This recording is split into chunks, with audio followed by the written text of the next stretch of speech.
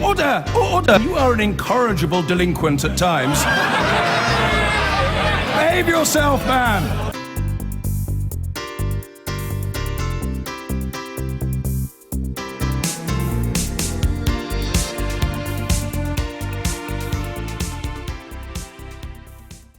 Well, after 2 weeks of campaign crisis sending supporters running for cover, Donald Trump will meet officials from the Republican Party later today to discuss the state of his presidential campaign.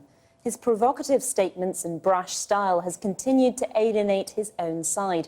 70 leading Republicans have published an open letter urging party funds to be diverted from Trump's campaign to vulnerable congressional races instead. It's been a rough few days for Donald Trump, with members of his own party refusing to support him and security experts opposing him. His controversial comments have caused a stir again. During interviews, he repeatedly claimed his political opponents, including current President Obama, are founders of the so-called Islamic State. He was the founder. I tell the truth. Actually, a lot of people like that I said it. He is the founder of ISIS, and Hillary Clinton is right there with him. Comments he has since pedalled back from, with a tweet last night passing them off as sarcasm. There's still fervent support for him at his rallies, although one voter was told to take down the Confederate flag in Florida, a symbol often associated with white supremacy. Trump's opening act is a black pastor from South Carolina, keen to rally African-American voters and to ramp up the anti-Clinton rhetoric. And she don't belong in the White House. I'm going to still say it. She belongs in jail. Lock her up. Hillary Clinton has hit back, once again calling on Mr. Trump to release his tax returns as she releases her own. Well, earlier I spoke to Pastor Mark Burns, who's in Florida, and I asked him for his response to the letter signed by leading Republicans saying that Donald Trump is divisive, incompetent, and should no longer be funded by the party. He's the candidate of the Republican Party and the Republican people who's put him there. And so, to my word to anyone or any leader who is still trying to fight Donald Trump or to remove him as the Republican nominee needs to stop being a Republican. Let's just turn to the Black Lives Matter movement. You've been somewhat critical of their rhetoric and their methods. And you say under Donald Trump, all lives will matter. Why is it, when it's quite clear America does have a problem of inequality, you would seek to undermine the Black Lives Matter movement? I think the initial intentions of the Black Lives Matter movement is valid. Those cries need to be heard. Black people have been treated ill here in this country.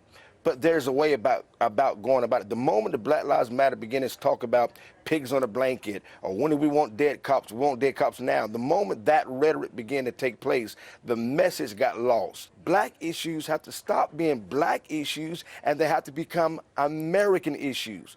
But Pastor Burns, you can't disagree with the facts, can you? Young blacks are 4.5 times more likely to be killed by the police than any other group. There is a particular problem for African Americans in the US. So Black Lives Matter is a movement seeking to specifically address that. When you say all lives matter, you undermine that. Well, no, not really. Because, again, in order for those issues to truly be addressed, they have to stop being black issues. In order for those issues to truly be addressed, they have to be American issues. In order for the real change to take place, we can create slogans all day long that hypes people up and make people feel good about themselves. But does change take place? Absolutely not. We know that with the black president, a sitting black president right now, that we're more racially divided than we ever have. I'm a black man from the South. I'm a black man from South Carolina. I'm married to a white woman. I know what real racism is. You're not talking to a novice. Well, given all of your personal history, how do you feel about the fact a Confederate flag was draped over at a Trump rally in Florida? It would seem some of Mr. Trump's supporters, at least, are keen on white supremacy. I was there, just so you know, for that supporter that had that rebel flag, and when they asked him to take it down, he went across the street and got an American flag and replaced it in his place. He made it very clear, I'm not a white supremacist. That flag to me means something. I disagree with the flag personally, but But to him, that flag didn't mean white supremacists. What is the Trump campaign doing to reach out to black voters? Because he's not polling very well at the moment. Some estimates say as low as 1% to 2% of black voters. I am all over this country all the time. I am talking to blacks literally all the time.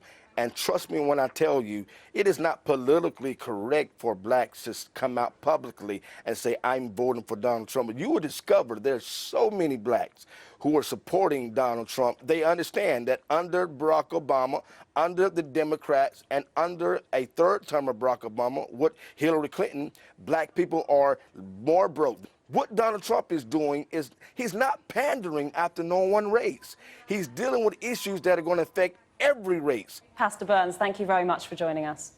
So happy to be here.